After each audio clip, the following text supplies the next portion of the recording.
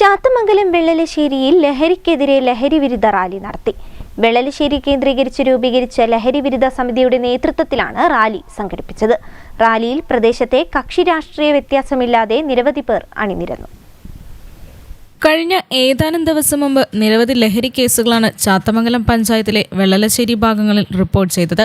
ഈ കേസുകളിൽ കൗമാരക്കാർ വരെ പോലീസിന്റെയും എക്സൈസിന്റെയും പിടിയിലായി. യുവതലമുറ ലഹരിയിൽ അടിമപ്പെടാൻ തുടങ്ങിയതോടെ ഇപ്പോൾ നാട് ഉണരുകയാണ്. ലഹരി മാഫിയകൾക്കെതിരെ ലഹരിവിരുദ്ധ സമിതി രൂപീകരിച്ചാണ് വെള്ളലശ്ശേരിയിൽ പ്രവർത്തനം ആരംഭിച്ചത്.